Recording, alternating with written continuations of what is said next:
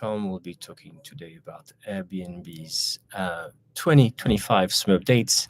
We'll be talking about strategy, we'll be talking about the new tools for hosts, we'll be talking about the experiences, the new services, whether you can offer yours or whether you can actually refuse to host these things at your place. Um, Airbnb is a social network, quite a few things, hopefully. So we'll get started as usual. Meanwhile, so it's on time and trying to be on time for once. I think this is kind of great reflection of that glasses. We try to do that. All right. So, hey, I'm Thibault from Price Labs and Rental Scale Up. Our goal is to help you get the most of Airbnb's 2025 summer updates. We have a live chat. Hey, Kyle. Hey, Stingda. So, feel free to say hello. Feel free to leave me any comments. I will try. This is live, so I will try, obviously, to share my screen to show you what I'm talking about. Without further ado, thanks for all everybody's live here. This is obviously being recorded as usual. You get the recording. But let me first start with saying what's happening. So basically, yesterday, Airbnb released its summer 2025 release. So twice a year, Airbnb basically packs together a lot of the dates in the winter for the summer and makes some noise around it. So yesterday, it was a live event, in the sense that Brian Chesky was on stage and talked for about an hour about what was new. So I've seen some comments online. People were like, "Yeah, all this for this, disappointed." I think, as usual, right? If you ever work for a big company, or it's like a big ship. Yes, on the surface, you're like, "Oh, that's what it is." But then, if you dig a bit deeper, you're like, "Oh wow, there's a new engine down there. There's all this." So I want to go not just about the surface, but dig deeper and talk about what it's all enabling them, right? So again, there was a lot of expectations, in the sense that Airbnb says 2025 is something new for them. They intend to launch two new verticals, so activities in a way, per year, and that they've earmarked 200 to 250 million dollars to market these activities, right? Obviously, if you're going to offer something new supply, you have to have the team to recruit the supply, onboard the supply, and a lot of things, right? Yes, imagine somebody booked your short-term rental space, right? Your property, or that of an owner who trusts you. By default, and now a guest can book a service like a chef or a photographer. They can book this service on Airbnb and have this service take place at your property, and by default, it's an opt-in. So you must contact Airbnb's customer service to say, no, I don't want that happening at my place. Imagine, right? If there's a chef, very talented, but suddenly there's a fire in the kitchen. So are we talking about this? Obviously, there's some liability insurance in place, but it's interesting, right? By default, these activities can happen at your place. Another dimension as well is that the social network one. It's been very interesting, and I've been talking about this for a while. That Airbnb is always talking about the fact that they want to fight loneliness. It's a big loneliness crisis, right? And they have so many data on so many of us, not only where we go, where we travel, but a lot of hosts and guests have shared information such as like their favorite song, when they went to high school, and it's what a gold mine for Airbnb. What they're going to enable now, we're going to see this, for example, if you book an experience, if you book the experience before the trip, before the experience, after the experience, you can have a group chat and chat with the people and keep connected, stay connected with some of these people even after the trip, after the experience, right? So they are building a social network with people that you met in real life and with whom you did real activities. So you can see the value here we have here, and it's supposed to be a positive social network, not a negative social network. We'll talk about that.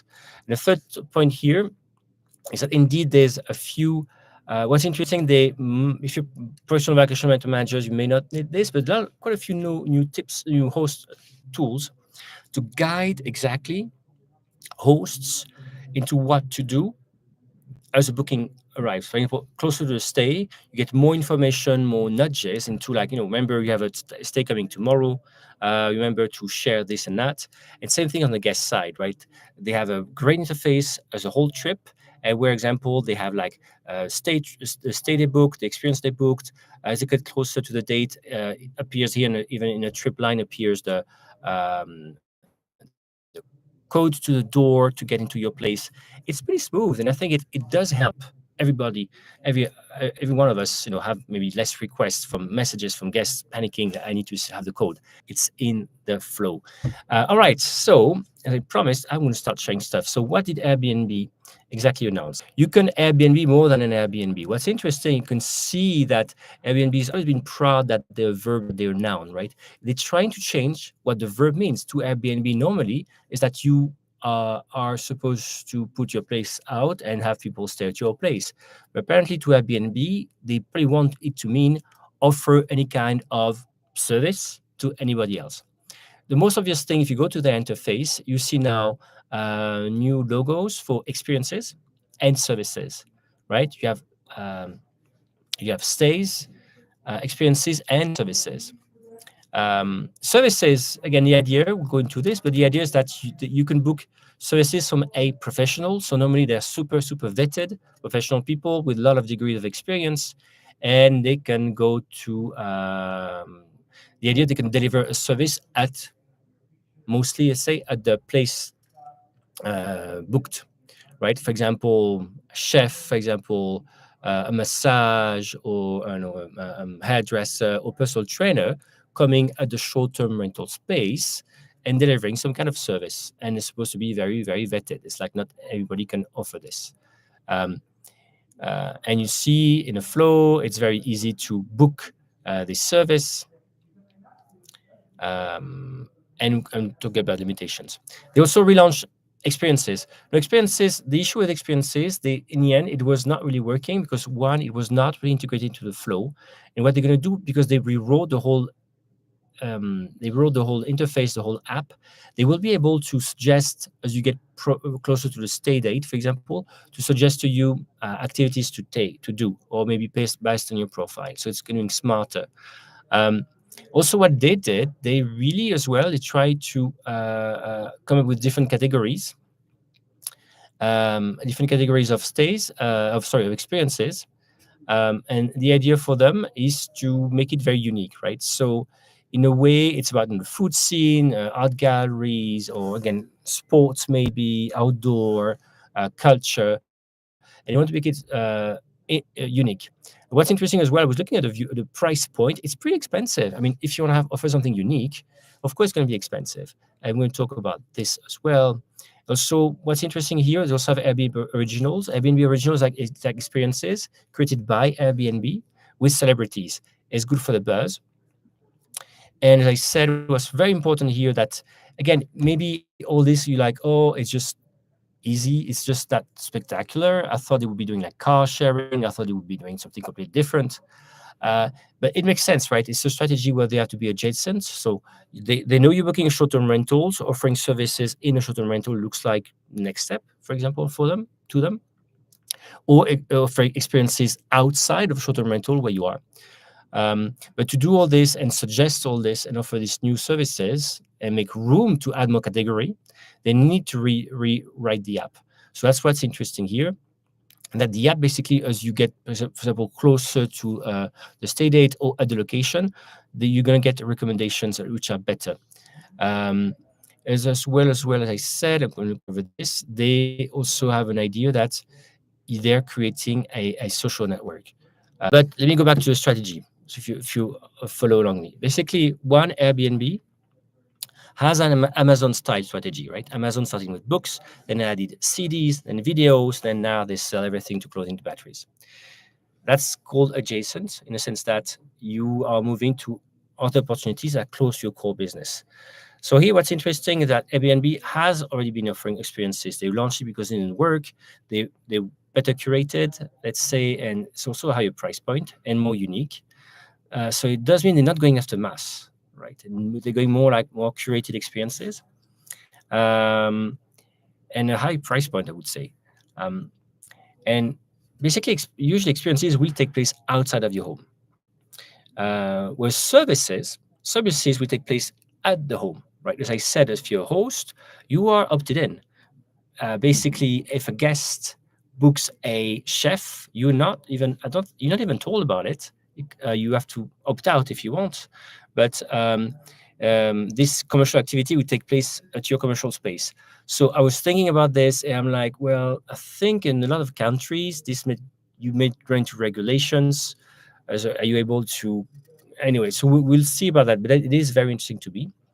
But for services as well, services they it's something you can book while you are in a city and live there at your own home, right? So the experiences usually are for travelers or tourists. Services, on the other hand, if I have a party tomorrow, as you may know, I broke my elbow. I can't really cook.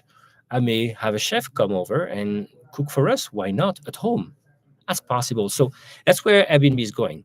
Beyond travel, they basically want us to use their app, not just a few times a year for a trip, but their goal is to have us use the app once a week at least. So for that, it means they have to get into our personal life way more. And services is one way to do this because maybe I can, ask for again a chef to come over or a massage at home. Why not?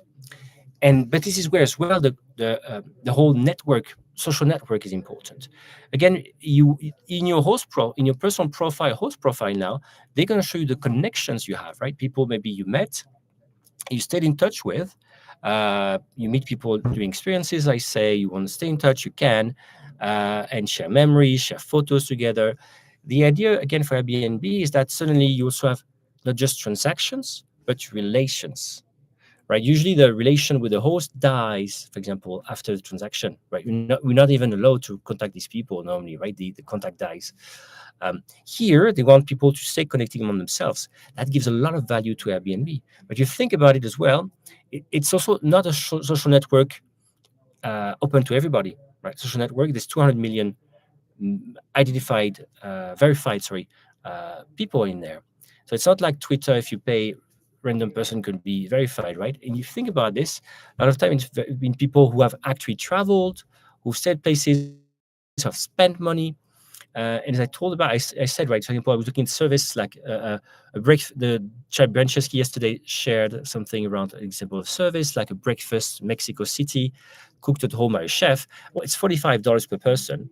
I was like, oh, well, for four people, it's like $180 for a breakfast in Mexico City. That's pretty expensive. But I don't think it's trying to go in mass here. I don't think so. I'm reading things about how they're going to scale. In a way, I'm like, I don't think they want. And if you look at Booking.com has an approach which is very scale, right? It's like scalable. I'm going to offer tickets to, I don't know, the Louvre Museum in Paris, for example, make it easy for people to book what they would book anyway. Here, they want to be unique because things are easier to market. And also, it is a higher price point, which does mean, if they take 15% commission, let's say on something, it's making more money for them, right? That makes sense. But again, it does mean that the community of people you have here, it's a community of people who spend money, spend good money. So think about the value for this, right? And so it's a community on which they have a lot of data, a lot of that's a lot of value, right? This and think about the extension you can have, right? Why not? As I was talking, in one of the articles last year, I was talking about Airbnb friendly buildings, right? Right now, already on Airbnb, if you want to, you can find a place to stay for 1 year, 2 years, 3 years as a tenant. Social profiles, tenancy. How about roommates? How about Airbnb now allowing me to find roommates very easily? Don't tell my family I want to do that. Obviously, it's an example. Um, right? But imagine this, right? They can match me with AI, with all the data they have about me. They can match me, and also I'm vetted in a way, with other people I may find interesting to share a place with, an Airbnb friendly building, right? And how about dating? I mean, once again, the idea is that you stay connected with people you meet at during experiences, and you must stay connected. I can't help but think that there's going to be a lot of romantic encounters here. And I talk about the dangers about this. But again, that's the goal, right? And the strategy is unlike they're building their own social network, the social network which is normally positive, real people. And so it's a layer, right? It's not just online, right? It's a connected, it's a social network, if you will, of people who have done stuff offline.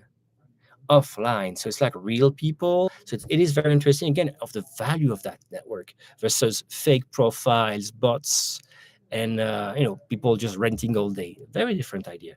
So this does mean that then they can, because it's the background, it's the first thing they're doing. Will be successful, everything, I don't know, but even to them they say maybe will not be successful or not, right? But car sharing could be a good example, right? I'm staying at a place, maybe I need transportation, why not? And maybe the owner can offer me a car. Who knows? I'm just thinking out loud. Yes, thank you. All right. So quickly, I want to go over. I got 30 minutes left. I want to go over the. I will go back again to services, experiences, and the rule. But I quickly want to cover the tools for hosts. You see, basically, in the new, as a host, you can opt in to have early access to these new tools, right? And I've done that.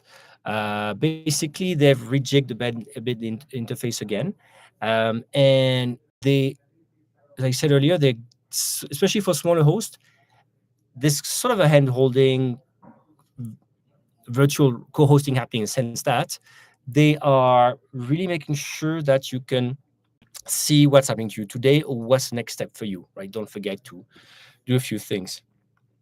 So the today tab has been redesigned, and you can see, obviously, just like now, your current upcoming reservations. But what's new as well, you can add notes on, I don't know, like for example, somebody said they were, um, I don't know if you're gonna stock the fridge, but somebody said they were vegan, so you can at least stock a fridge with stuff that makes sense if you want to do that. And also they give you tips, for example, and they remind you, for example, they prompt you, for example, to ask guests how things are going, right? So it's really, in a way, they're trying to somewhat automate good service for this. So another point I'll quickly mention is the calendar. Again, if you go on listing level, right? So it's especially true for hosts, right? Obviously, if you're using a smart pricing tool, as you should, this is deactivated. But here, if you're not using dynamic pricing, either from a tool like Price Labs or from even Airbnb smart pricing tool, you can go to the calendar of the listing and get suggestions, such as, for example, what to price, how to price, how much to charge for tonight, and you get some tips on why charge this price. Tell you more about the demand, more about things. So that's interesting. So it's a step into, like, I can go to the calendar, I can click directly into the calendar and take action to close a night, for example, adjust my pricing, my minimums, put a discount straight into the calendar. As we know, it's a big functionality that most people like because you want to see and take action usually, right? All right. Another point I want to share, they've basically made it clear. They rearranged the listing tabs, right? You can see all your listings. They're a bit more clear, but it's there. Messages. I think they just made it. One of the main points is making photos easier to share, to highlight a few things. And another one, if you are not on instant booking but on request to book, it's very clear. Um, it's very clear. Yes, I see Hummingbird Vacation Rentals say that you are at a 135 night, is just 35 and under. Um, yeah, I think it's interesting. So I don't know if you have a new listing or not. Probably not, but that's what's interesting as well is that basically, right? Remember that the price is suggesting. So the difference with that the interest for Airbnb as well is to match their demand and the supply on Airbnb, right? And obviously, if you use a third-party dynamic pricing tool, for example, where you offer your place directly or on Airbnb and Booking and Vrbo, for example, you're exposed to more demand. And you also have a tool that usually whose mission is to optimize your revenue, not find the balance in the marketplace. So you can see how probably indeed that's different. So indeed, yeah. So thank you. You have the listing for a while. So hopefully, what I say makes sense.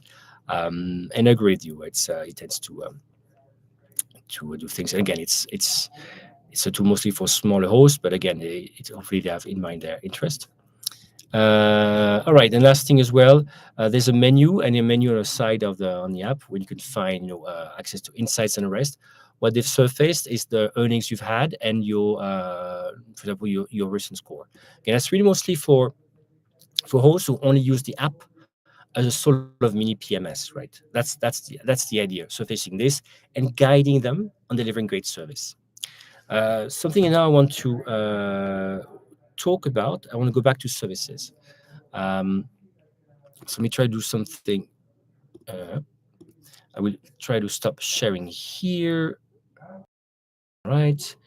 So let me go back to services. So the idea of services that guests can book vetted professionals. So normally people have been doing stuff in years, not just like me saying I'm going to be a chef tomorrow. So normally they have vetted professionals who can will go to your listings, basically to your property, mostly. It goes to take place at their place, but mostly the idea is that going to take place at their property.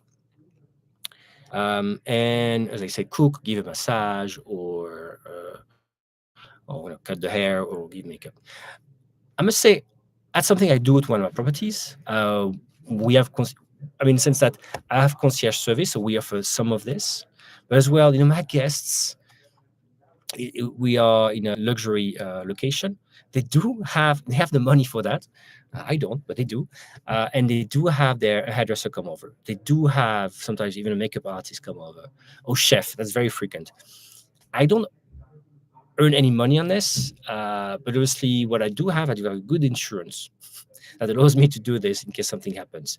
So obviously, what Airbnb says that first you are opted in, right? In the sense that if a guest book, um, um, you are I don't you have checked again, but you're not notified. I think is there private thing if it does taking place at your place. You can opt out if you want. And they said they have their, let me read this, their liability coverage for the under the air cover thing, just like we have for homes, there's also for services and experiences.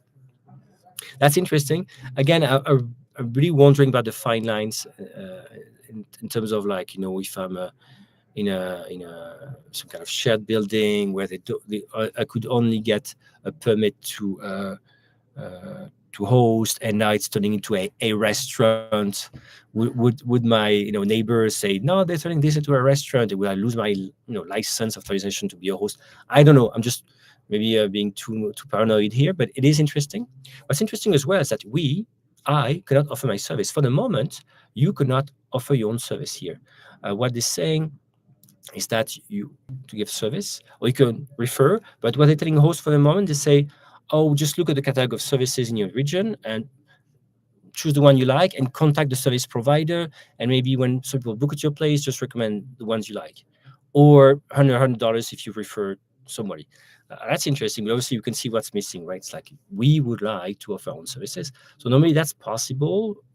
If you use the app to ask for payment for a service, but it's not like you in the catalog of services, right? So I'm guessing it's coming. I'm just guessing that when you launch a product, it's kind of tricky to enable all this at the same time, that you're a host and you offer these other services, this and that. It's probably for the moment a bit siloed on a supply side.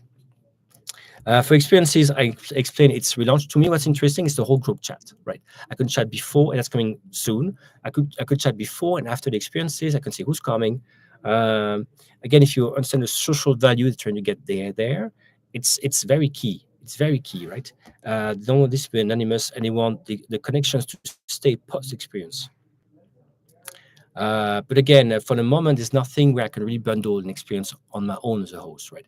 Probably it's coming. That would make sense. That would make sense, I'm guessing, especially as we know the Airbnb off-platform policy has been rolled out and makes it sometimes a bit tricky to understand whether we can send links to upsell services straight to the app or not. Um, which makes sense because now they're offering services and experiences, right? That's I told you it was coming, and that was probably why we're doing this. But again, I think it's work in progress. It's being launched. Everybody is smart enough to make things work and to make sure we also are happy offering this kind of services at some point, because that would make sense, right? Um, Let me wrap up, finish on something which I said was the social network. Um, the value of social network here again is, I don't want to underplay this, but if you have a good active base where people, start booking a service in my city, I think of Airbnb. You know what? I need a hairdresser at home. I need a chef. I'm going to turn not to the specialized apps and services that already exist, because it's not like there's nothing existing, right? Airbnb has to compete, for example, with, in Europe we have Treatwell, which is an app just like in the US you have, that's, has all the hairdressers, salons, or everything, massage, everything you want, right? So they have to compete with this. That's why I don't think they want to list everything possible. They want to offer some services the high price point, once they get a nice commission. But that's the value of the social network here, is that if you have people even active enough, at some point it means they can launch other services offered by the community, right? In these people, as just we all are both hosts and guests on Airbnb, right? Remember the it's just like the app is always two-sided, right? I'm a host, I'm a guest, I'm a host, I'm a guest. Here's like, maybe you have a car, I could offer some. Not saying they said maybe they could have a car, I could offer my car on Airbnb. Why not, right? All kind of things they could be doing. But the social network is interesting because, again, that's the reason why you would open the app often, is because you may want to chat with someone or reconnect with someone or see photos, right? It's just like I look at WhatsApp to see what's new or who contacted me, or I'm part of groups, right? So because of that dimension, that would make me to check on my friends, that would make me turn maybe to Airbnb to see what's happening on the social side, and expose me to stuff to buy, right? Obviously, right? Like, oh, I'm an Airbnb. Oh, what about booking things, looking what other people have done? So it is interesting. And also, Brian Chesky was saying that they see their social network being a positive force, not negative. Yeah. So in a nutshell, again, um, if you look at the app, there's been a lot of work redesigning everything to prepare for more apps. Will every vertical they're going to launch be successful? No, they said so. They're experimenting, right? Here, they've just been logical. They're offering things while you're staying at a place, short stay, but also they start offering things at your home, right? You can see the move where they want you to use it at home. Um, for the moment, am I impressed by the things offered? Well, yes and no, in the sense that I like it for where it's going. And obviously, when I look at what's being offered in terms of services, for example, for a lot of categories, things are empty. There's not much because it takes a while to have the supply. As I told you, on supply side, I've read a few, part of some groups. I can see how difficult it is. Um, but you know what? I think we're all entrepreneurs, maybe once sold, or we work in tech, and we know things are not decided day one sometimes, right? You have to launch, you have to make it work, and you have enough volume. I guess probably they probably wanted to have more to show at the launch on this, in terms of quantity of services and experiences, but that's interesting. Got a couple more time. Any questions you may have in chat, let me know. As usual, this is being recorded. You'll find the recording. Uh, I will share more of my thoughts. Um, would you say this is more for smaller hosts or professional hosts may already use mount, the co-host code, etc.? Yeah, it's very interesting. Um, for the moment, it's siloed, right? It's not like as a host, I can use my profile to propose a service or experience, but they have to be vetted and the rest, right? For the moment, I don't see this. Um, yes, certainly they are going after smaller hosts in the sense that they're going after anyone who can be a small entrepreneur and build their business on the Airbnb platform and depend from Airbnb, right? They want you, just like a lot of people only have their homes on Airbnb. They probably much prefer people who depend completely on Airbnb for this, so this can be unique, and they also have pricing power. Remember that. So yes, probably it's for smaller ones, I'm guessing. Um, is there a sign that Airbnb is worried regulations are bigger challenge than they are in technology in this point? Hence, this diversification. Um, well, let's just say that Airbnb is still growing, right? To be clear, for example, in Japan, in Germany, they have a lot of room to grow in other. They have 5 countries, which are Australia, Canada, UK, US, and France, where they do 70% of their business in these five countries. Obviously, they're growing fast in Japan, Brazil, and Germany, and investing a lot in Korea, South Korea, and going back into China a bit. So you can see they have more room on the short-term rental estate to grow, but indeed they want to kickstart other engines of growth. Maybe indeed they're afraid short-term rentals can be regulated in a way. It's true, but also it's notion of share of wallet in the sense that I have you as somebody to trip with me, saying booking a trip with me. Why don't I try to sell you other stuff, right? Because I have a lot of information on you. Suddenly, I go, where you're going and when. That's also the idea here, I think. All right. So I hope it was useful. We are at time. Obviously, that was my first reactions. Um, you can count on us at Price Labs Rentals Club to give you more advice, more. But all this week, we are going to have articles, other deep dives on different tools. And with you, somebody saying that. Sorry, Ginger, you're saying that they to refocus on the core business. Um, yeah, I agree. I agree with you that they refocus on their core business. That was a good attempt. Um, Hopefully, it's not too much of a distraction for them to have to do all this at the same time. It's hard, right? But that's what they say. They don't go after easy, um, right? So hopefully, it makes sense. To me, it's a launch of something new, new verticals. Um, Even if they can just sell a few services and get a good commission on it. That's already increasing. Let's see where it goes. Let's see it goes. I would be very interested. And to me, again, it's mostly about look at all the data they're harvesting on people and profile and things. That's got in terms of AI when AI needs so much data on people. That's very interesting. There's a lot of money in there. A lot of money in the social side. All right. Thank you all. I wish you a great day. Cheers.